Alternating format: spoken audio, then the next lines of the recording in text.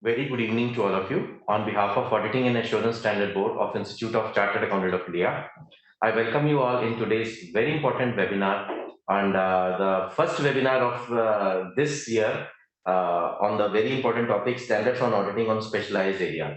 Before we start, I wish a very happy new year 2023 to all the viewers, all the members, all the participants of today's webinar. And on behalf of WSP of ICI, I welcome all the participants as well as on behalf of WSP. I extend my heartiest thanks towards our today's learned guest speaker, CA Shraddha Saraji, for sparing her valuable time on this very important topic that is SA 800.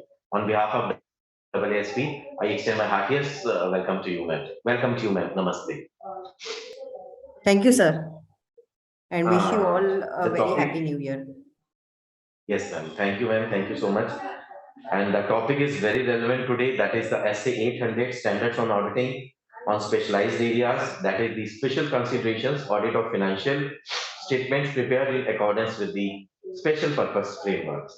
And before we formally start today's webinar, it is my proud privilege to share with all of you the brief profile of our today's learner speaker, Madam Shraddha ji. Madam Shraddha ji is a chartered accountant and company secretary with over 12 years of rich experience in conducting statutory audit of automotive, manufacturing, engineering, renewable energy, IT, and IT's clients. She is managing audit of large listed group companies which are part of Sensex 30 and Nifty 50. She has led India's implementation of one of the leading automotive and private sector pharma company. She has printed audit of standalone and consolidated financial statements of multiple listed, private limited, public limited, and global companies by conducting statutory audit as per the Indian GAAP, Ind AS, IFRS, tax audits, VAT audit, and certification. She has led team of 1+ people to deliver audit services to the various clients. She has worked on challenging clients and reporting to the senior partner and senior client share stakeholders. So delivering training on Ind AS, accounting and auditing standards, which were attended by qualified chartered accountants. She has delivered various webinars, various virtual CP meetings during the COVID time period, as well as various seminars on the various platforms organized by various chapters as well as the Institute of Chartered Accountants of India. She is an effective leader with excellent motivational skill to sustain growth, momentum while motivating people, individual performances. She is trusted advisor into the clients on various complex issues and practical and solution-oriented approach without compromising the audit quality. As far as education is concerned, ma'am is BCom from University of Pune, 2007 pass out, MCom from University of Pune, 2009 pass out, Chartered Accountant from Institute of Chartered Accountant, cleared in the first attempt, 2008 pass out, and Company Secretary with Institute of Company Secretary of India, cleared again in first attempt in 2009 pass out. So once again, welcome you, ma'am, on this platform. It is a very important webinar organized by WSP of ICA. So without wasting much more time, I request ma'am to please deliberate on SA 800. Over to Sharma, ma'am, please. Okay.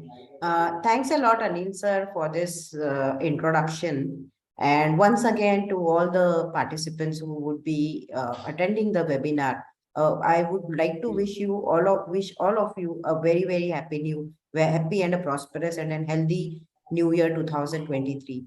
I think Mr. Anil just touched upon the topic for today, which is SA 800, which talks about audit in case of specialized, I would say specialized considerations or special purpose framework.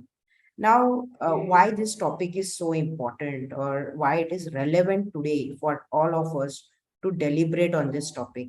So most of you would be aware about different types of framework under which financial statements are prepared. So largely, if you look at it, there are two types of framework under which financial statements are prepared. One is general purpose framework, which would be something equivalent to our revised Schedule 3 financial statements, which are prepared generally under the Companies Act requirement. So those are general purpose financial statements. And there are various scenarios when there is a need to prepare a financial statement for a specific purpose. So that purpose could be multiple. It could be for the purpose of, say, investors. It could be certain acquisition which is taking place. It could be a startup company needing some, there's a need for some special purpose financial statement as per some contract with bankers, as per some contract with investors. So there are different multiple scenarios in which a special purpose financial statement would be required. Now, as the name suggests, considering it's a special purpose, obviously it is prepared with a specific purpose being kept in mind, with a specific interest of a specific user, or considering who is the intended user of the financial statements. And hence this topic becomes very, very relevant. So in today's world where all the companies have started becoming global, there are a lot of MNCs which are there.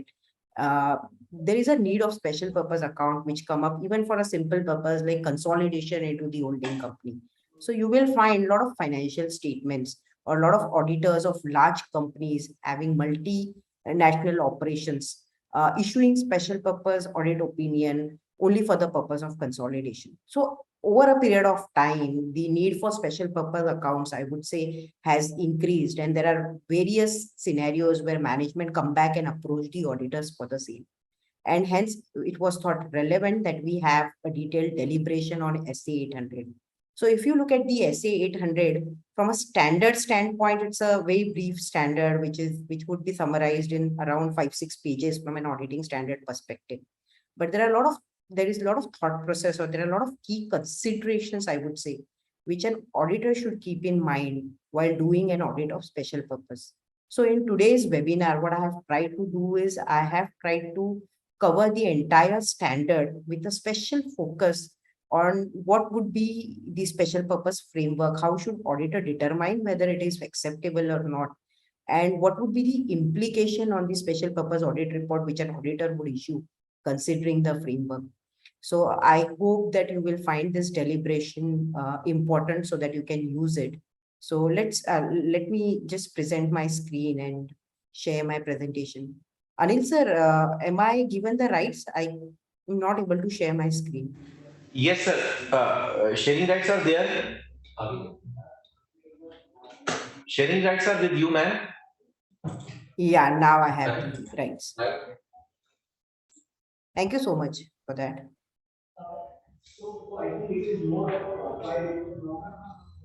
Yes, ma'am. It's Yeah, visible. Make it full screen. yeah. You can see it now. It's a full screen now. Yes, ma'am. Yes, ma'am. Yes, ma'am. Yeah, yeah. So yes, so let's now start discussion around SA 800, which is special consideration audit of financial statements which are prepared in accordance with special purpose framework. That is the name of the auditing standard which we would be deliberating. Now, what is the scope of this auditing standard? So when we talk about special purpose financial statements, one thing which I would like to emphasize here is it's an audit of a financial statements at the end of the day. Therefore, all auditing standards which are there from the series of 100 to 700 all will apply even to the audit of special purpose financial statements. So when you do an audit of say general purpose financial statements, obviously we apply all the auditing standards. However, in case of a special purpose also, all auditing standard does apply. But what could happen is there could be certain auditing standards which may not be relevant or which may not be applicable in a special purpose scenario. There could be that scenario. So in those cases, those standards may not be applicable, but from an overall standpoint, an auditor, even in case of a special purpose financial statement, needs to apply all the auditing standards. So what does this standard deal with? What is the scope of this standard? If we have to today talk about the scope of the standard, this standard deals with what are the special consideration which as an auditor we should apply when we are accepting any special purpose engagement, or when we are executing, planning and performing an audit and issuing an audit on any of the special purpose engagement. So the standard deals with all the consideration which an auditor ideally should keep in mind. Another important aspect about the scope of this standard is it is written to consider a complete set of financial statements prepared in accordance with the special purpose framework. So what does it mean? Basically, there could be two set of financial statements, a condensed set of financial statements or a complete set of financial statements. So condensed is very small version, as the name suggests, where it could be a brief set of only say balance sheet, P&L, cash flow statement without all the disclosures.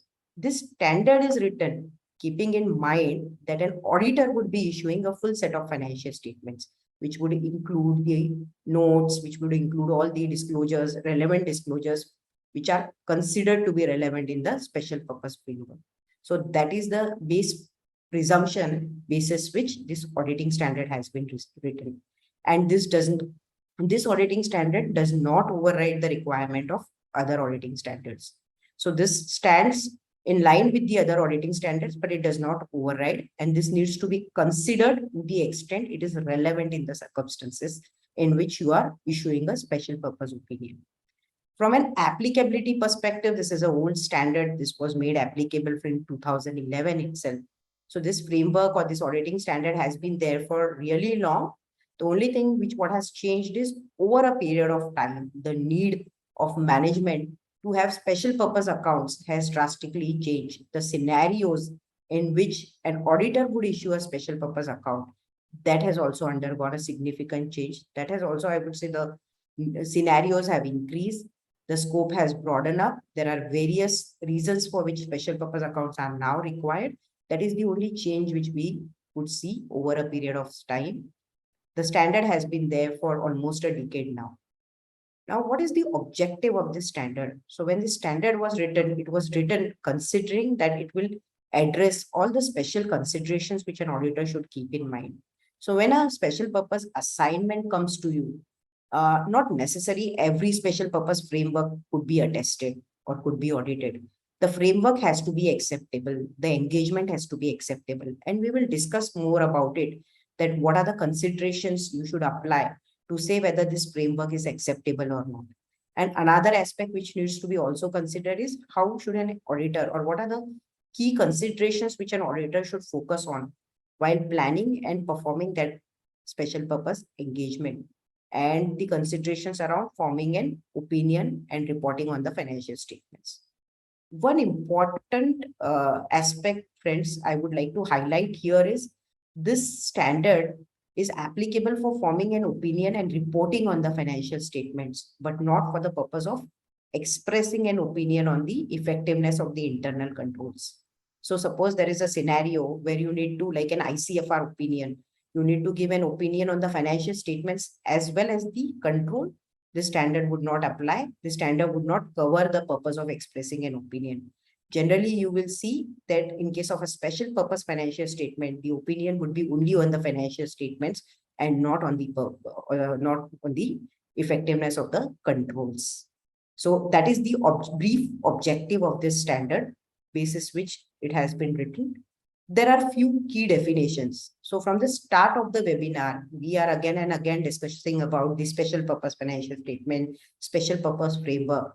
The standard has gone ahead and defined what is a special purpose financial statement. So basically, the special purpose financial statements are those financial statements which are prepared in accordance with a special purpose framework.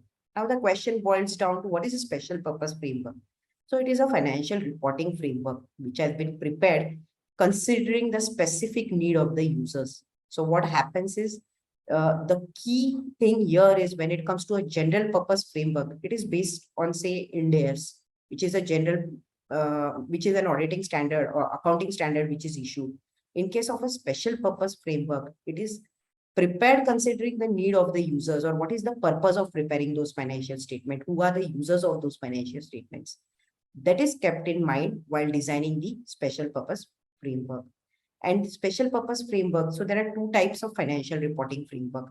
It could be a fair presentation framework, or it could be a compliance framework. So we will discuss more on it, that what is a fair presentation framework or a compliance framework. But always keep in mind that it could be either of the two frameworks.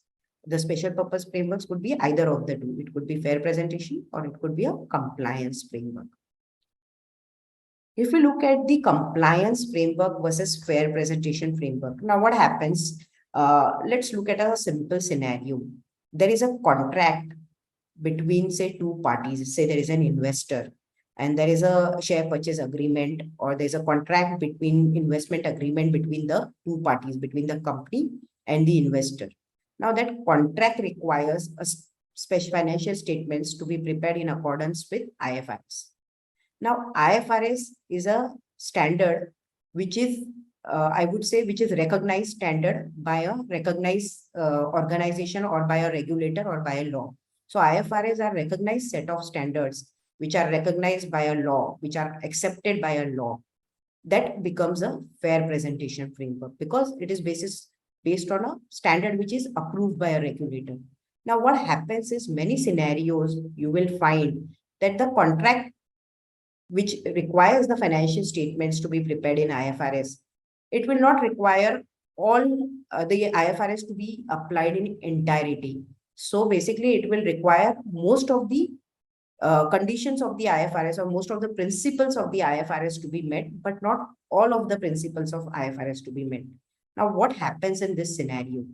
As an auditor, can you say that those financial statements basically are in compliance with IFRS? No. So basically, those financial statements are not in compliance with IFRS because when to state or to report that any financial statements are in compliance with IFRS, they should in all true and spirit, including the recognition, the disclosure principles, all the principles of IFRS should be met. But in this scenario, what will happen is most of the principles will adopted, but few principles may not be adopted. Say disclosures as per IFRS are not given, only recognition and measurement principles are applied. Then that does not imply that it is in compliance with IFRS. So it would not be appropriate there to say that this is in compliance of IFRS. Now, special purpose framework may not comply with all the requirements of the financial reporting framework, which has been set or which has been adopted by a regulator or approved by a regulator, which are required to achieve a fair presentation of the financial statements. So in this particular scenario, where say disclosure requirements of IFRS are not met, it would not be appropriate to say that the fair presentation of financial statements is achieved. That is a fair presentation framework. What happens now? What is compliance framework? At times, what happens is a regulator requires financial statements to be prepared according to certain principles. Now, those are compliance frameworks. Say, take an example of a telecom industry where the regulator wants all the telecom companies to provide a set of financial statement in a particular format, complying with particular set of rules and regulations. That is a compliance framework under which financial reporting takes place. So that is basically a compliance framework versus fair presentation framework. So if you want to just briefly remember this, whenever there is a compliance or whenever there is a regulatory or whenever there is a law which requires some financial statement to be issued, then it becomes a compliance framework. Whenever the financial statements are prepared, say financial statements are prepared complying with IFRS, complying with US GAAP, those are fair presentation framework. Let's look at few examples of special purpose framework. So if we just have to talk about what could be the scenarios when a special purpose framework would be adopted or special purpose accounts would be prepared. Say the cash receipts and disbursement basis of accounting for cash flow information is required. So what happens is basis the receipts and payment basis, a cash flow information is required. Then it becomes a special purpose framework. The financial reporting provisions are determined by a regulator for certain regulatory needs. Say RBI comes up with some provisions and wants few financial reporting to happen as per those provisions, then it becomes a compliance special purpose framework.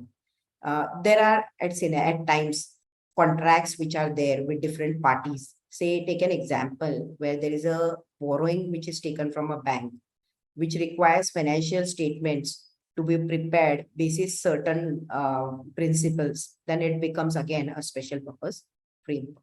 So financial reporting provisions of a contract, a bond, a loan agreement, or a project grant, all these requirements lead to preparing a financial statement under special purpose framework. So these were the few examples of special purpose framework. If you look at it, there are n number of examples. Any acquisition to be done, any valuation to be done at a particular date, say financial statements. We already spoke about financial statement prepared for the purpose of consolidation into holding company. All these are various examples which you can refer to when special purpose framework are used. Now, one important thing, friends, which we should always keep in mind is financial statements which are prepared for filing with income tax authorities are considered to be general purpose financial statements. So what happens is, this is a difference between our auditing standard SA 800 and the international auditing standard ISA 800. So basically, internationally, tax filing financial statements which are prepared for purpose of tax filings are considered to be special purpose. However, in India, those are considered as general purpose financial statements.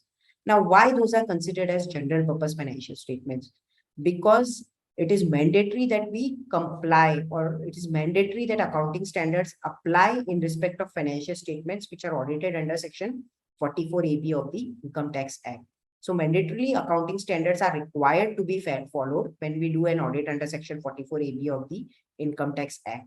And therefore, these financial statements are considered to be general purpose financial statements. So accordingly, members should examine the compliance with the mandatory accounting standards when conducting an audit. So suppose if a client comes to you to say that we need to prepare the tax accounts for filing tax audit, so those are general purpose financial statements and not special purpose financial statements. So this is very, very important that we keep this in mind.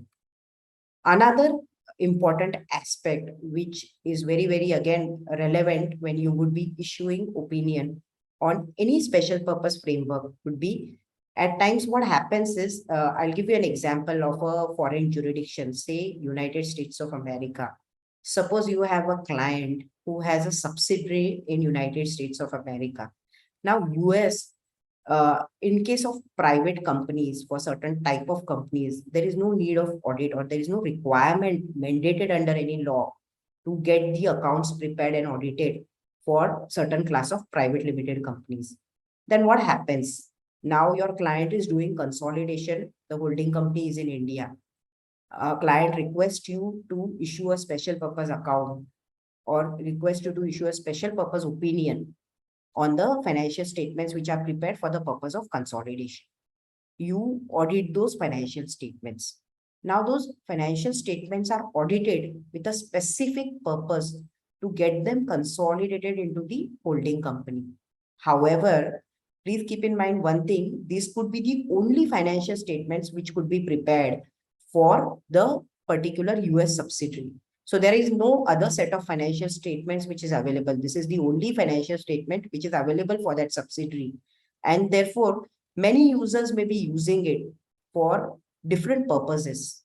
So despite that there is a broad distribution of those financial statements, these are still required to be considered as special purpose financial statements, because you have audited the financial statement under a special framework, which is a framework, and the framework reason or the purpose of that framework is to get it consolidated, or to get it, I would say, to get it consolidated in the holding company.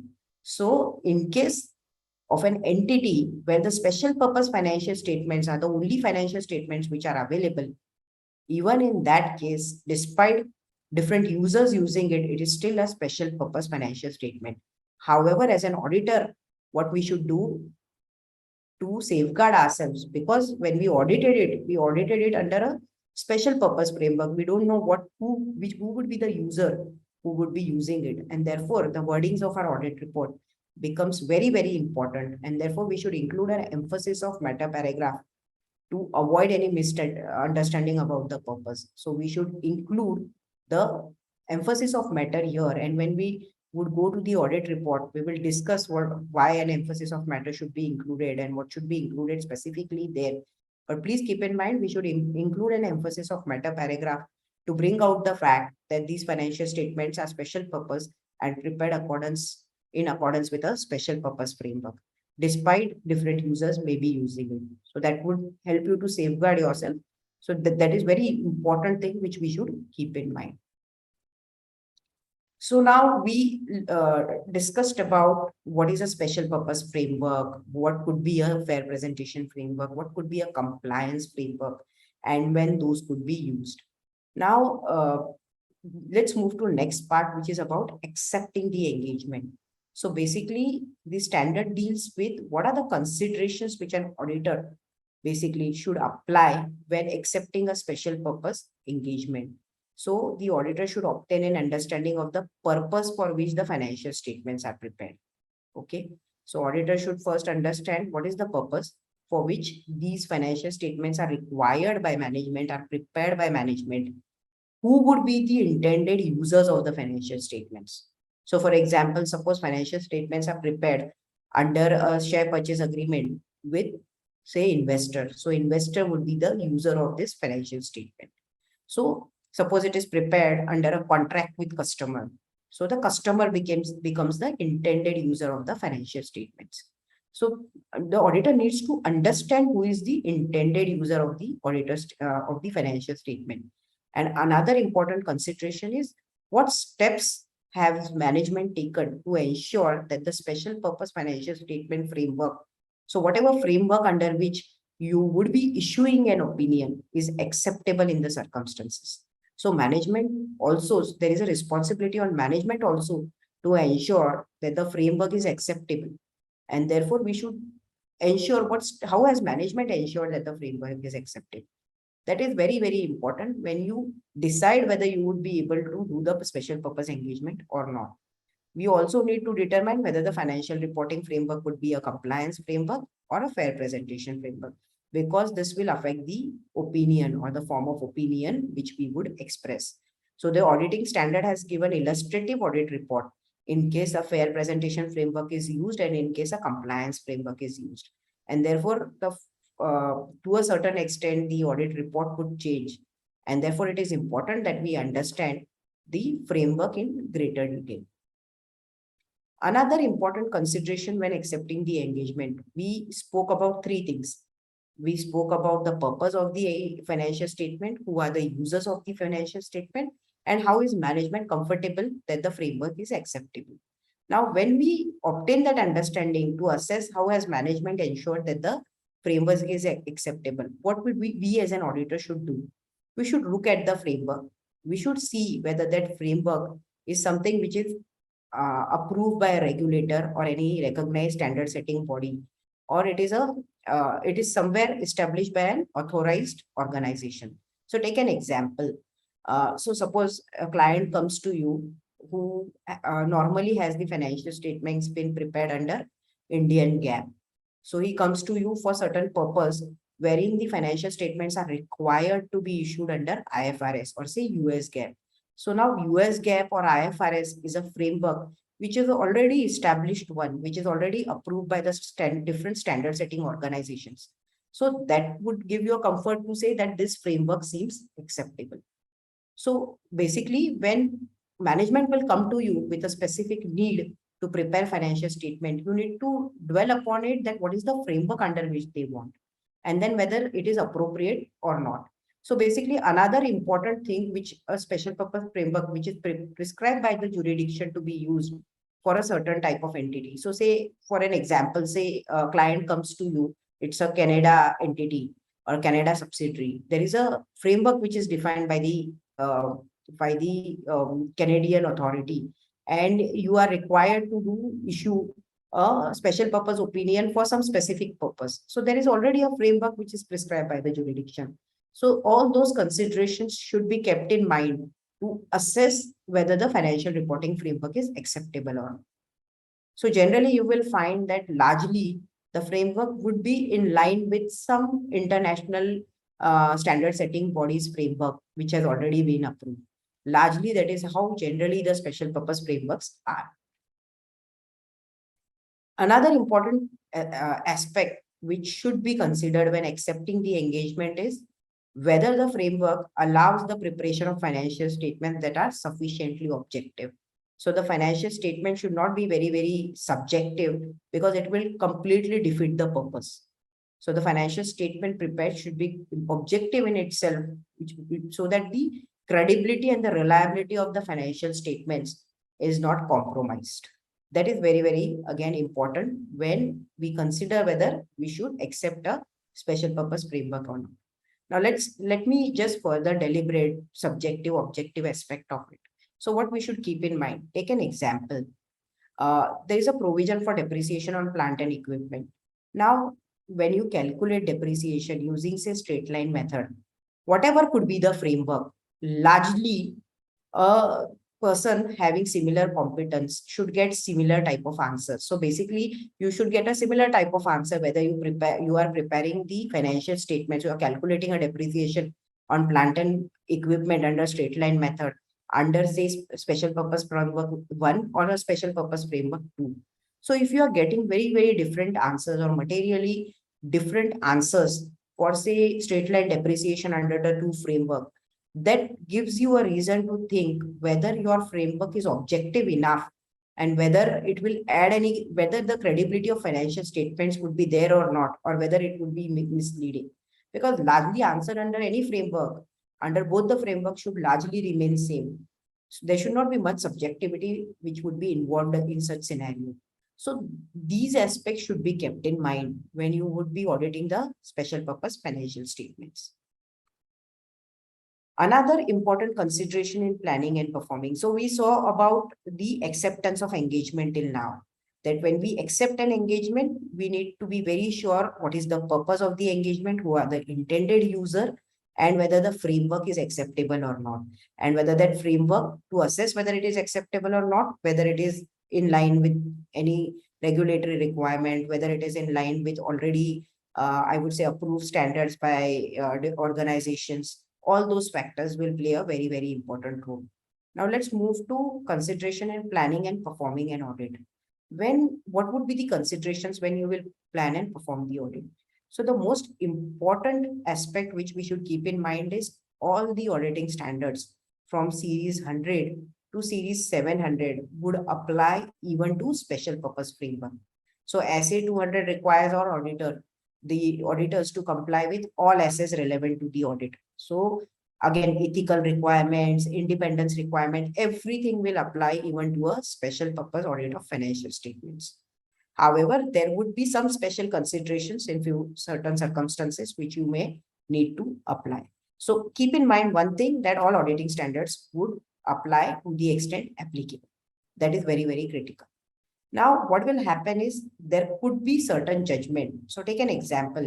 When you are issuing an opinion on, say, general purpose financial statements, say Schedule 3 financial statements prepared under Companies Act, the judgment about a matter may be material to the users of the financial statement.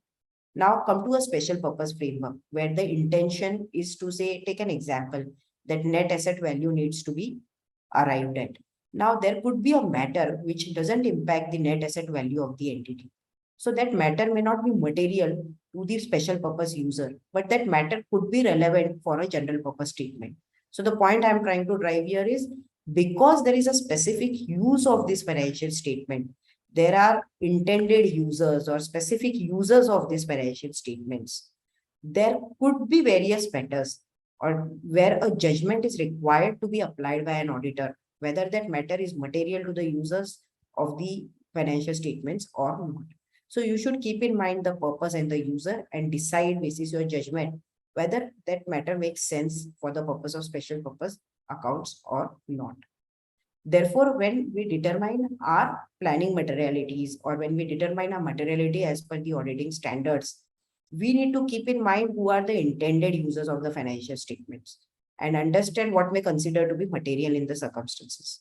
So while determining materiality also, you should keep in mind the purpose as well as intended user and then decide what would be the materiality under the special purpose account. Another important aspect which we should keep in mind from a materiality determination is, take an example that you are preparing a special purpose financial statements and the preparation is in accordance with the requirements of a contract. Now here what will happen is management may agree with the users of the financial statements that any misstatement below a particular threshold, which is even identified during the audit, will not be corrected or otherwise adjusted. So suppose there is a transaction which has taken place, there is some acquisition which has taken place, there is a contract in place, and both the parties have agreed that say any adjustment below say 2 crore will not be considered and will not be corrected. Now that could be agreed with the intended user. However, whenever you are deciding materiality, you should not take into relevance whatever threshold both the parties have agreed. So this threshold may help us to judge what users consider to be material. But while determining a materiality, we need to determine the materiality in accordance with SC. So you can't say anything below 3 crore, it's not material. That will give you some indication to say what are the users focusing on. But you need to still follow the guidelines of materiality standard when you would be determining the materiality. So your materiality determination here would be independent of any threshold which both the parties may agree.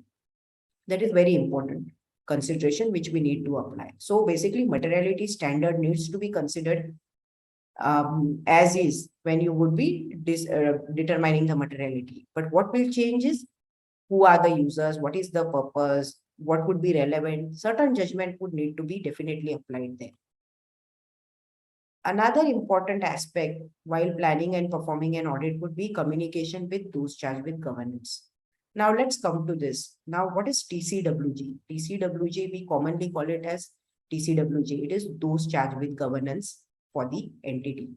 When you would be issuing an audit opinion under, say, Companies Act General Purpose Framework, generally, audit committee is considered to be TCWG. Audit committee is considered to be those charged with governance.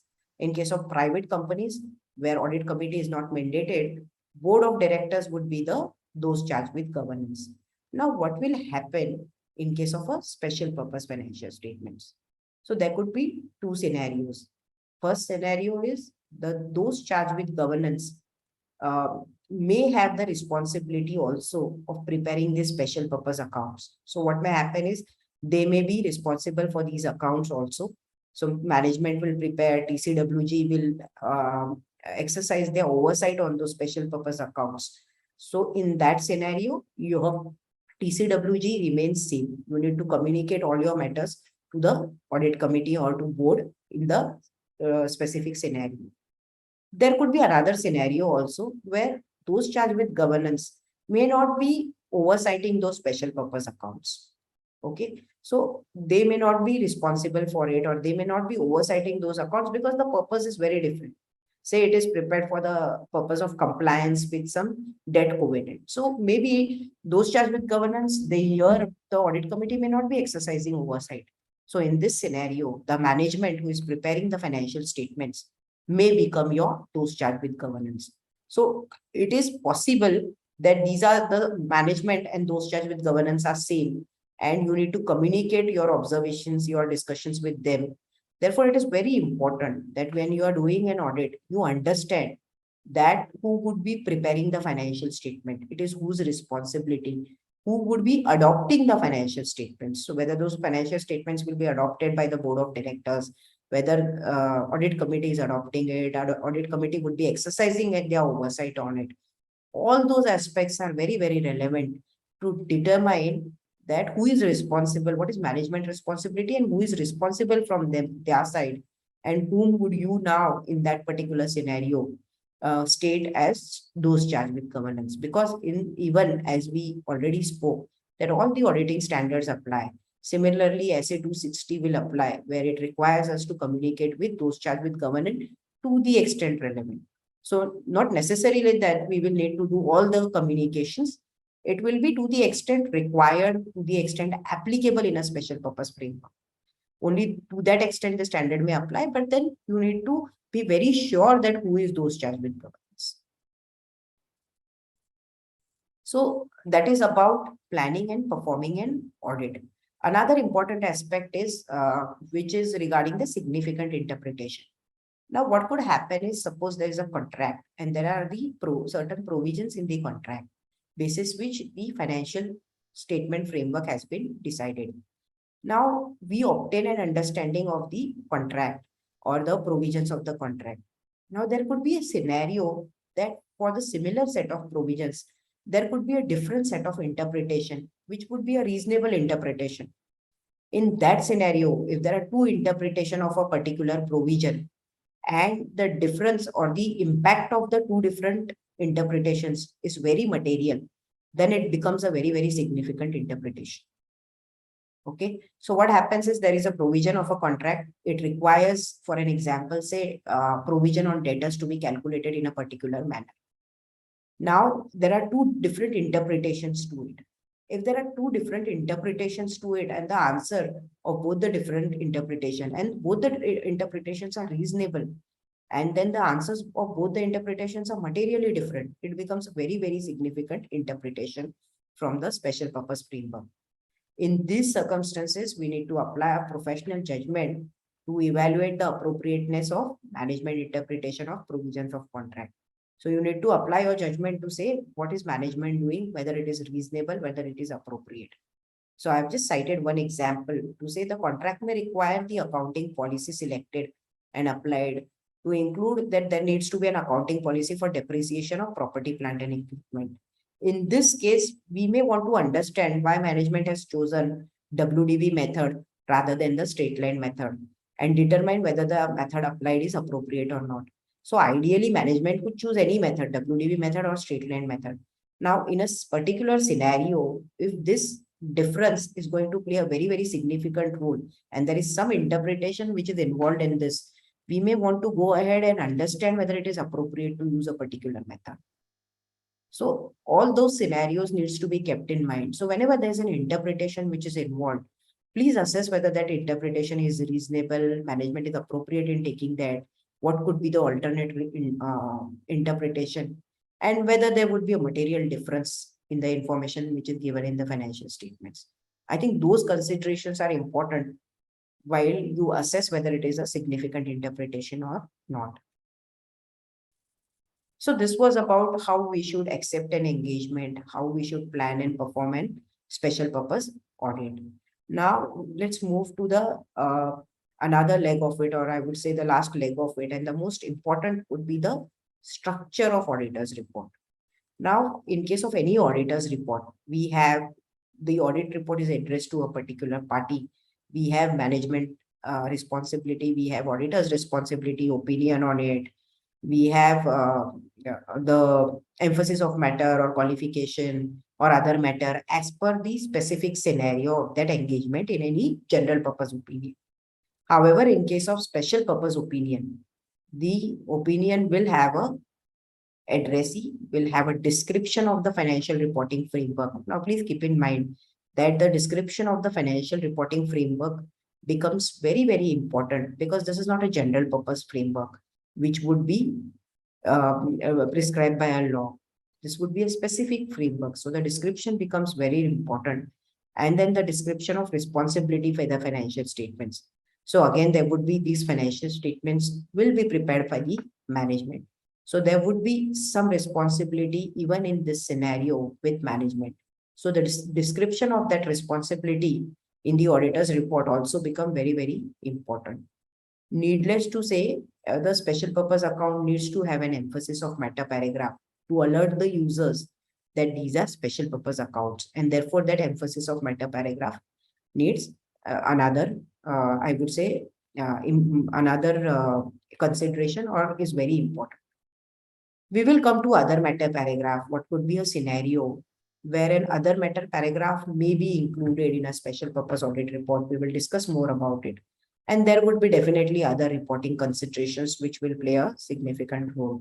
So there could be certain other considerations also which should be assessed when issuing an opinion in case of a special purpose account. So now let's look at the addressee part of it. So typically what happens is in case of a general purpose financial statement, our audit report is to the shareholders of the company.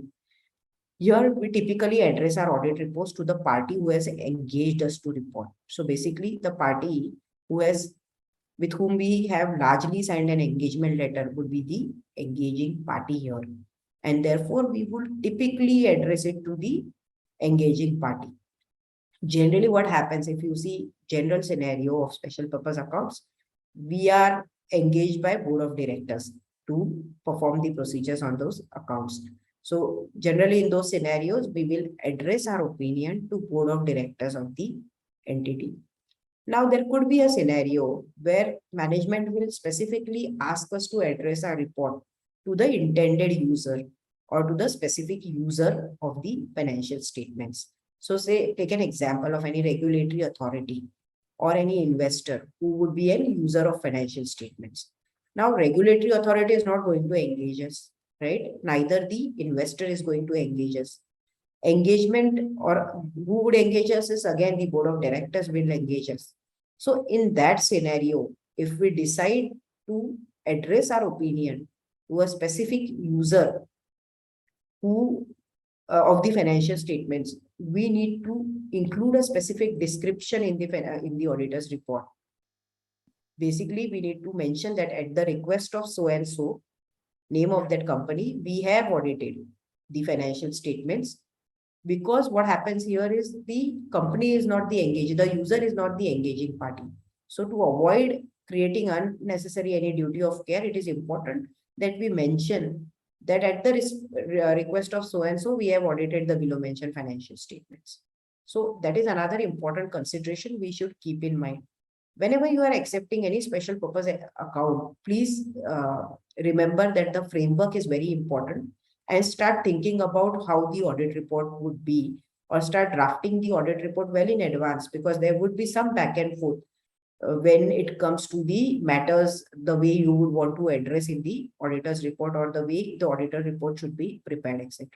So it is very important that you start looking at the framework and start looking at the audit report from the beginning of the engagement. And then obviously the audit report will evolve over a period of time, considering you may have certain observations which would be there. So addressee, largely the party who is engaging us would be the addressee of the auditor's report. Specific scenarios where users could be the addresses to the auditor's report, we need to generally cover ourselves to say we have audited at the request of so and so, so that there's no unintentional duty of care which we create for ourselves. What is the description of the applicable accounting reporting, financial reporting framework? So the first part is addressee. Second is description of the applicable financial framework. Now this is very, very important aspect in case of a special purpose account. So we evaluate whether the financial statements adequately refer to or describe the financial reporting framework. So what happens is, generally you will find when a special purpose account would be prepared, in case of the accounting policies, there would be a basis of preparation para, which would be there. So even in our general purpose financial statements, we have a basis of preparation wherein it is mentioned that these are prepared as per the requirements of so and so section of Companies Act, etc., etc. So similarly, we will have a basis of preparation even in the financial statements, wherein management would be required to describe the financial reporting framework. So take an example, if it is prepared as per the provisions of certain contract, the basis of preparation paragraph has to very, very clearly state that it is prepared based on the provisions of the contract dated so and so between these and these parties, etc. So that is something which an auditor should evaluate whether it is adequately referencing to a applicable financial reporting framework or not. Okay, and similar type of referencing would again appear in your opinion para. So when opinion para would be given in the special purpose opinion, the similar aspect would be brought out to say, in our opinion, the financial statements are prepared basis in accordance with the financial reporting provisions of so and so contract. So there are two ways to do it. One is where there is a specific section of a contract, you can specify that when there is a whole lot of detailing which is done, or the framework is described in greater details, then you may want to just refer it to the accounting or the basis of preparation which is given in the financial statements. So take an example of IFRS. So if in case the financial statements are prepared as per measurement and recognition principles of IFRS, but disclosure principles are not followed. So what will management do in the financial reporting framework? Management will explain that in the entire detail to say what all is not followed, or what is followed and what is not followed. And you may just want to just cross refer it to the basis of preparation para. So it is very important that in the financial statements, the financial reporting framework is very clearly defined. We go through that framework, we agree with it, and then we consider that in our opinion. So that is something which is very critical. So this is similar example which I just spoke about. So special purpose financial statements, if they are prepared using IFRS, but certain disclosures under IFRS may not be required, may not be relevant for the users, then we don't report that these are prepared as per IFRS, except for some disclosures. That is what we will not write in a report. What we will simply do is we will management will describe a detailed basis of preparation in the accounting policies. We will just cross-reference it to say these have been prepared in accordance with the basis of preparation, which is given in note X in the financial statements. So we will not write that it is prepared in accordance with IFRS except these 5 disclosures. We will just cross-refer it to the basis of preparation. So friends, this is very, very important because the moment you write it is in accordance with IFRS, it would be incorrect because it would not be in totally compliance of IFRS. In totality, it would not comply. Therefore, it is important that we understand that we need to have a basis of preparation in detail in the financial statement, and in the auditor's report, the special purpose auditor's report will just cross-refer to that.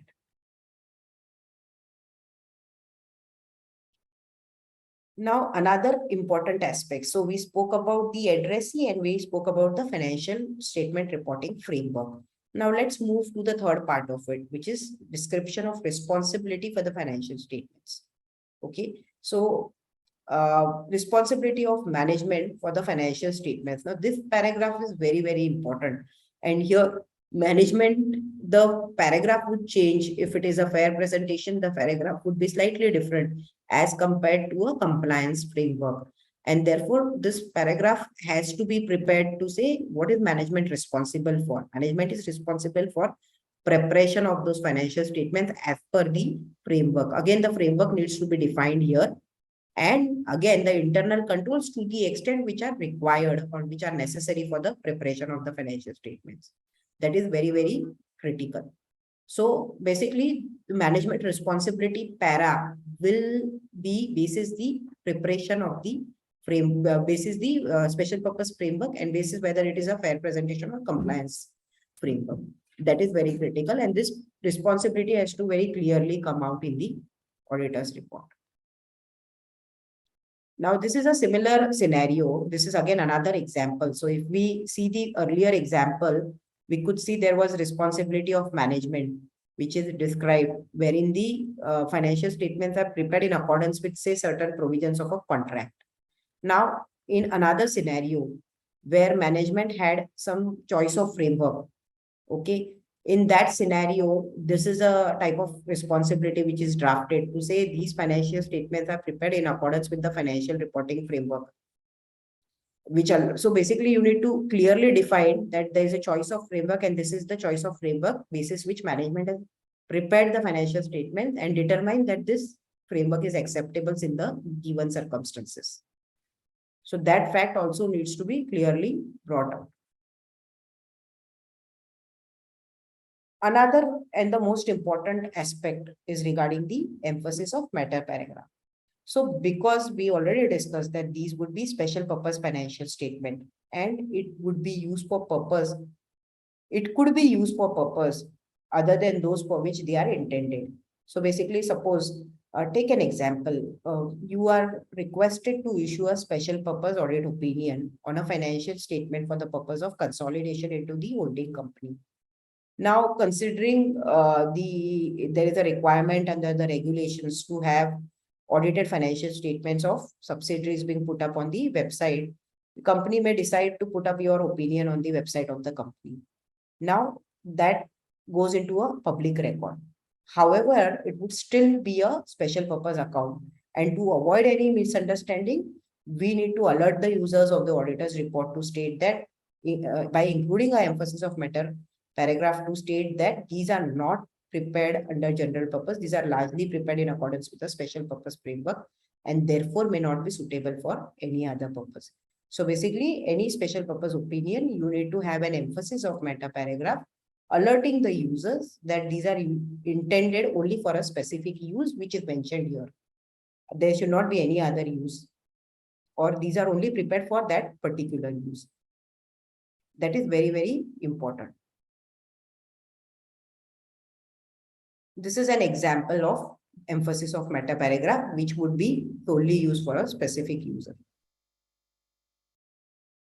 So if you look at it, emphasis of matter, basis of accounting. Now, somebody would say why it is written as emphasis of matter, basis of accounting. So basically, you are alerting the user to say the basis of accounting is this, and it should not be used for any other purpose. There could be another emphasis of matter also, which we generally use. The auditing standard, there are various scenarios where an emphasis of matter could be included in the auditor's opinion. So there could be an emphasis of matter, say, on going concern. So therefore, it is important that you highlight this is an emphasis of matter, basis of accounting. That would be an emphasis of matter dash, say, impairment of assets, going concern. So therefore, we generally write it as emphasis of matter, basis of accounting. So we are here bringing or alerting it to the users that this is the basis of accounting and this is a specific use. Please don't consider it as general purpose and use it for any other purpose. That is the whole intention.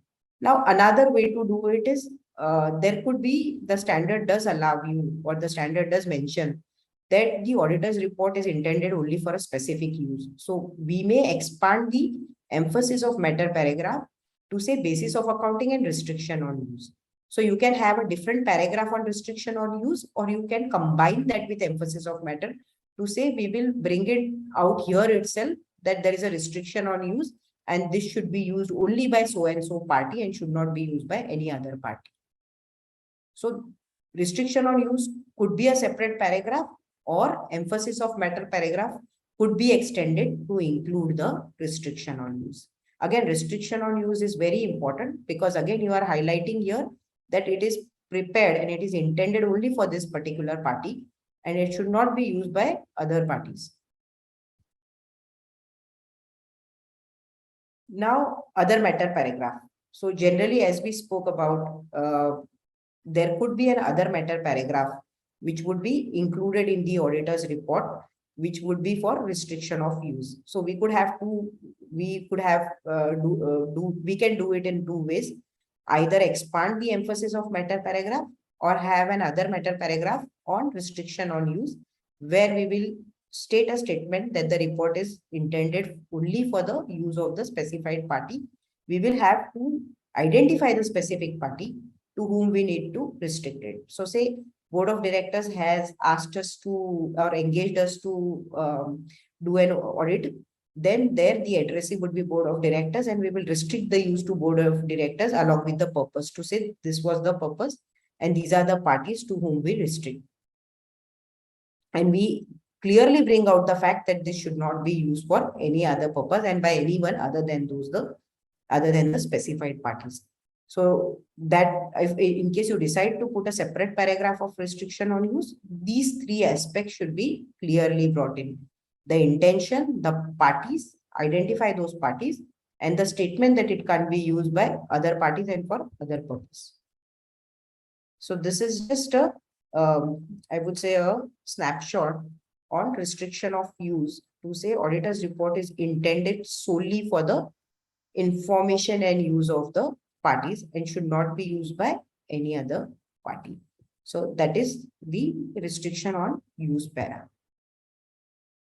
Now, reporting on entities' general purpose financial statements. Now, what happens is at times there could be a scenario where you would be an auditor who would be auditing the financial statements under the Companies Act, under the requirements of Companies Act. So those would be the general purpose financial statements. And then you are engaged by the management. So say suppose if you do an audit under Ind AS, under the requirements of Ind AS as per Companies Act, and you issue your general purpose opinion on those financial statements. Now, there could be another scenario where the management may come back to you and say, we need a special purpose account for XYZ, special purpose financial statements for XYZ purpose for US GAAP. Now, what happens is you have issued an opinion under general purpose financial statements. You are the auditors of the company. and you believe that it is important to alert the users of the existence of a separate auditor's report. So now there could be a scenario where there's another report which is existing for the similar period, for the for the same company. So you have XYZ Limited on whom you have issued opinion under Ind AS for say 1st April to 31st March. Now you are requested for the same period to issue another special purpose opinion under say US GAAP. So earlier opinion was under Ind AS, this opinion is under US GAAP. Now, considering you have already issued an opinion on those financial statements, on the full-blown financial statements, as per Ind AS, you may consider it appropriate to alert the users that there is a separate opinion on which we have reported, and those were the general purpose financial statements. So you may include another in those scenarios. You may include another matter paragraph to draw the attention to the auditor's report to say that we had already reported on the entity's general purpose financial statement, and these are the special purpose financial statement. So if you look at this standard allows you to do that. There is an illustration also which talks about it. So you can draw that reference in the audit report itself to say there is a separate set of general purpose financial statement for the company which have been audited by us, on which we had issued an opinion dated so and so, and these are specific special purpose financial statements prepared for so and so reason. So again, this is again important consideration, considering you may consider it appropriate so that you avoid confusion between two set of financial statements for the, I would say, for the different users, because it would be ideally for the same period, same company, it may at times turn out to be appropriate to alert the users of the existence of a separate auditor's report, which would be a general purpose auditor's report. Now let's move to another next part, which is again important reporting consideration. So key audit matters, we generally call it as CAM. So what are CAMs? Generally, CAMs are those audit matters which are considered very important or which are considered extremely important to communicate it to the management. So these are those specific matters which are very important, wherein an auditor may have exercised judgment while designing his audit procedures or while issuing his audit procedures, and he believes those are very extremely important or very important to be communicated to the management as well as the users of the financial statements. So generally these are communicated to the management and then included as CAM. So these are something which is important from the auditor's perspective to be brought to the attention for the users of the audit opinion or users of the financial statements. And therefore, these are considered as key audit matters. So generally, you will find that in listed companies, there is a mandate that the auditor report on key audit matters, which he believes are important, which should be brought to the notice of the shareholder. So those are the key audit matters. Now, what are the requirements of regarding the key audit matters in case of special purpose accounts? So since these are special purpose accounts which are prepared under a special purpose framework, key audit matters are not required to be communicated in the auditor's report for audit of special purpose financial statements. So there is no need that you communicate any key audit matter unless required by law, regulation, or any auditing standard body.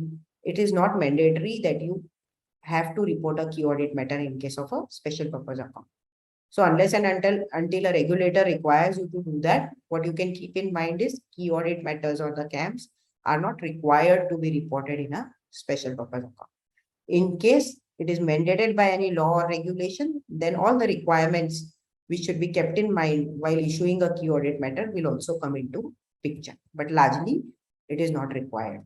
So this largely brings us to the end of the deliberation. Before we conclude, I would want to highlight or I would want to discuss on the illustrative auditor's report, which have been considered by the standard or which are there in the standard.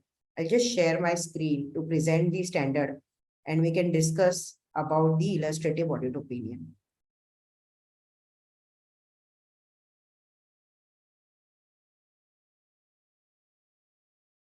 Is my screen visible, sir?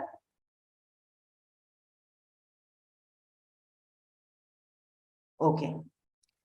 So, as per the auditing standard, there is an illustration which is given in the auditing standard, which talks about circumstances wherein a special purpose opinion would be issued under a special purpose framework or a general or sorry, not a special purpose framework, fair compliance framework versus fair presentation framework.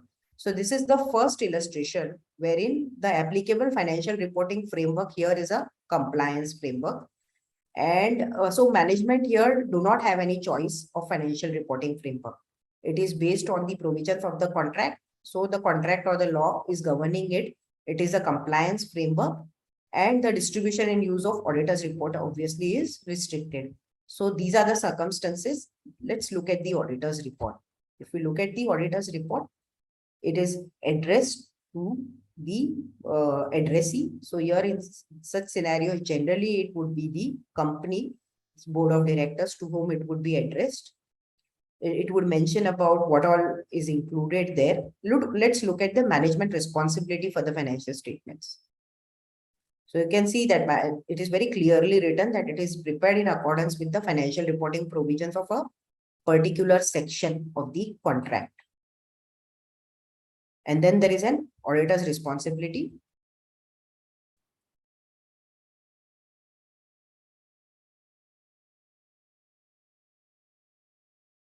It is important to note that, but not for the purpose of expressing an opinion on the effectiveness of the entity's internal control.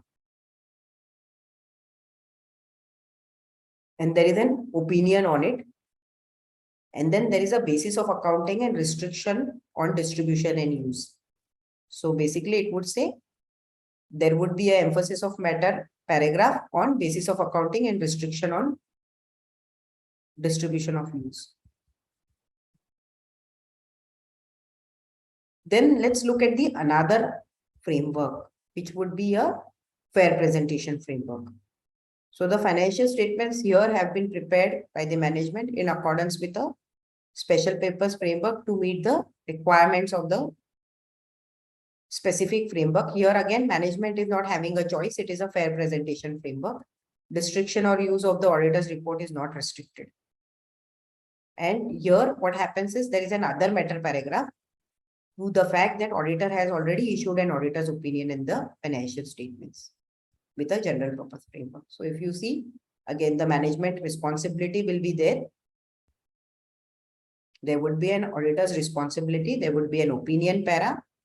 There would be an emphasis of matter on opinion para. And then there would be other matter. So this other matter para is important, which will bring out the fact that it has been prepared, has prepared a separate set of account, which are general purpose account, as per the requirements of the Companies Act, on which we issue a separate auditor's opinion. So that would be there in the other matter paragraph. So basically what is happening here is the auditor is bringing out the fact that there is a separate general purpose financial statement prepared in accordance with section 211. And my dear friends, considering this is the old opinion format, kindly don't go by the flow of the opinion. This is the old standard. There was a revision in the auditor's reporting requirement standard after that. What we are trying to see here is the crux, how opinion will differ or how it should be reported in a fair presentation framework versus a compliance framework. So the structure obviously will be as per the revised auditing reporting standard requirements, but the facts would largely remain same. So this is how an other matter would be reported by the auditor. So friends, this brings me to the end of SA 800, and I hope you found it to be useful, and we can discuss on questions if any. If the users have any questions, we can further discuss and deliberate on this.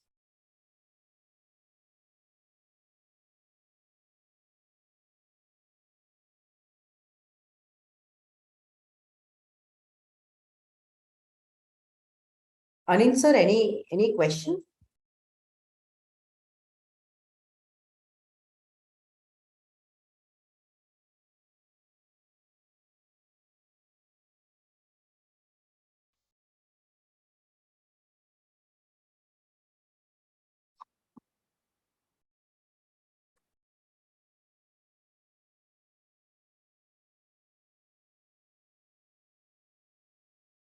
Hello. Let's give 2 minutes to Anil sir to compile the questions.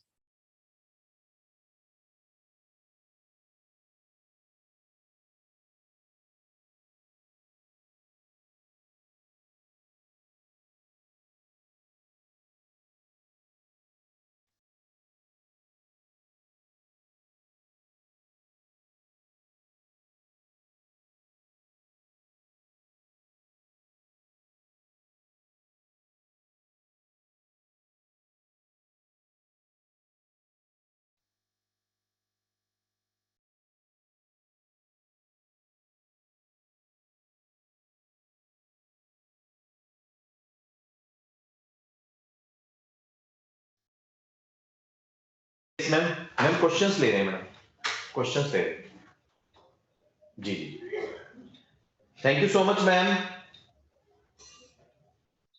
Thank you so much ma'am can you hear me आवाज Yes, sir, I can hear you. Thank you so much ma'am thank you so much can you hear me Yeah, I can hear you, sir. Yeah, ma'am. Thank you so much for wonderful and detailed deliberation. Due to the technical problem, आवाज नहीं आ रही थी. So I have received certain questions. My first question is, in case of the bank audits, the bank usually charges folio charge, cash deposit charge, inspection charge, etc. It has been observed. After audit, same is reversed. The bank is providing more profitability for the year under audit. We being SBA auditors with limited scope and time completing the audit, in succeeding year, the auditor traced this.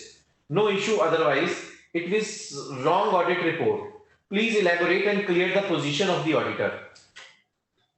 So basically, Anil sir, if I understand the question correctly, it is more about charges being booked in one period and reversed in another period, right? So this is a general audit which is conducted. This is a statutory audit which is conducted for a bank, right? Hello,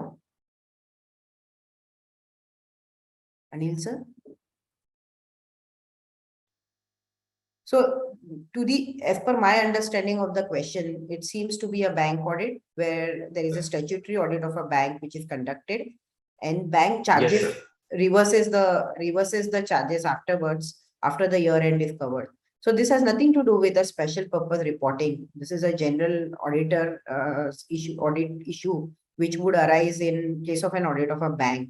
So appropriately so appropriately if an auditor notices it, auditor needs to look into it. So consider time limitation could not be something which would have any consideration to play. An auditor, if he has noted this, needs to ensure that going forward they have a discussion with management on this, or they have a discussion with the bank authorities and understand how management has ensured or how bank has ensured in this particular scenario that these reversals are not coming afterwards. In case there is any historical trend of reversals, and the auditor can insist on having some provisions being made basis that historical trend. And in case this issue is significant enough, auditor can report that issue in the auditor report. So Yes, that would be my limited answer. I think this has nothing to do with the yes, special purpose, but yes, yes, this could be an yes, auditor's yes. issue. Yeah. Ji. What is the reason for the government to focus on specialized areas for audit? So basically, see what happens is if you look at it, there are various reasons because of which the demand for specialized areas or the special purpose accounts has increased. So if you see the last decade or last 5 years, the spurt of startup companies, different acquisitions being taking place in India has gone up significantly. So there is various demand. There are various transactions or various reasons for which special purpose accounts are required.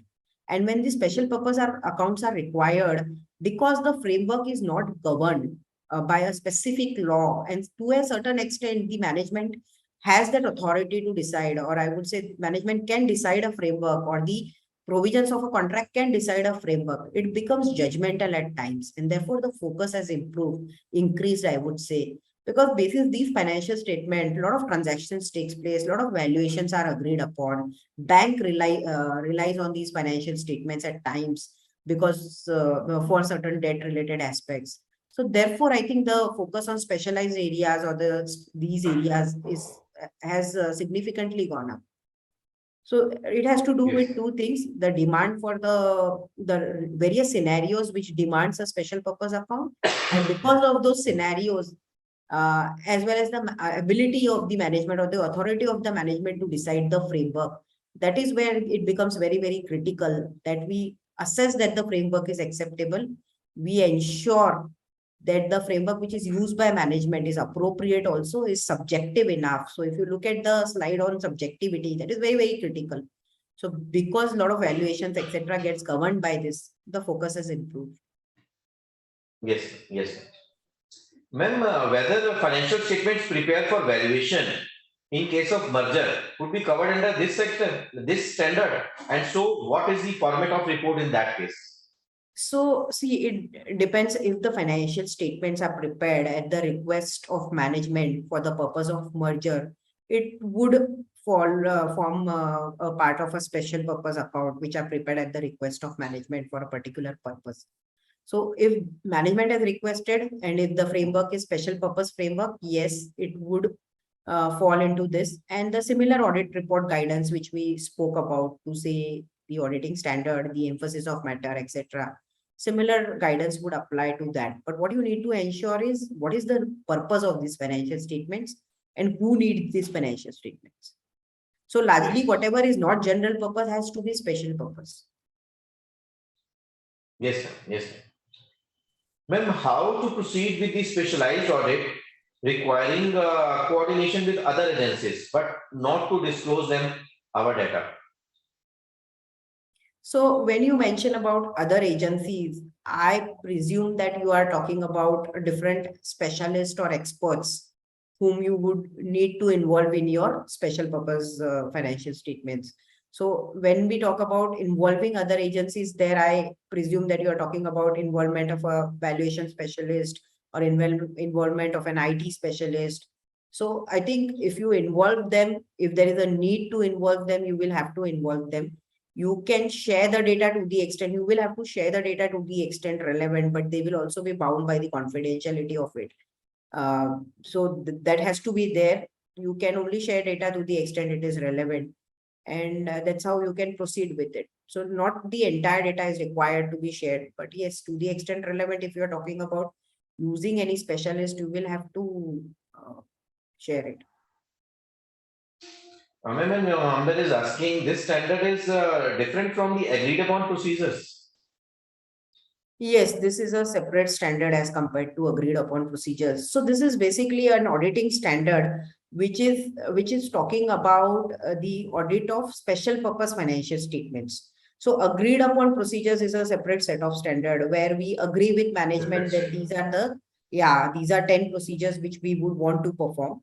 And then we attest basis only those 10 procedures.